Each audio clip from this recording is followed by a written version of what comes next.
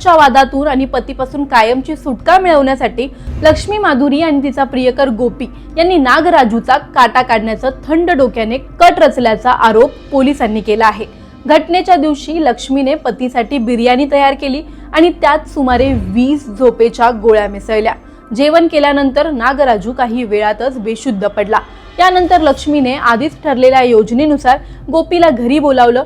Police तपासानुसार गोपी घरात आल्यानंतर नागराजूच्या छातीवर बसला आणि उशीने त्याचं तोंड दाबून श्वास गुदमरवून हत्या केली। हत्या केल्यानंतर गोपी घटनास्थळावरून निघून गेला, मात्र लक्ष्मी माधुरीने संपूर्ण रात्र पतीच्या मृतदेहाजवळच काढली। विशेष म्हणजे या काळात ती मोबाईलवर पॉर्न व्हिडिओ पाहत असल्याचाही धक्कादायक तपशील आता समोर आला आहे।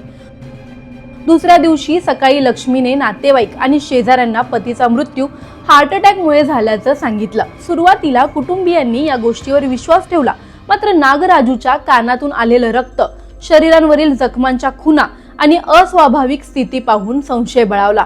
पोलिसांना माहिती दिल्यानंतर पोस्टमॉर्टम करण्यात आलं। पोस्टमॉर्टम रिपोर्टमधून नागराजूचा मृत्यू हा श्वास गुदमरल्याने झाल्याचं स्पष्ट झालं। तसेच छातीच्या हाडांवर दाबाचे चिन्हही आढळले। यानंतर पोलिसांनी लक्ष्मी माधुरीची सखोल चौकशी केली। चौकशीत तिने गुन्ह्याची कबुली दिल्याचं आता पोलिसांचं म्हणणं आहे। त्यानुसार लक्ष्मी माधुरी आणि तिचा प्रियकर गोपी या दोघांनाही अटक करण्यात आली आहे। पुढील तपास अजूनही सुरू आहे। या घटनेने संपूर्ण आंध्र प्रदेशसह देशभरात खळबळ उडवली आहे। प्रेम, आकर्षण आणि अनैतिक संबंध माणसाला इतक्या खालच्या पातळीवर कसे नेतात? नात्यांमधील संवादांऐवजी हिंसक मार्ग का निवडले जातात?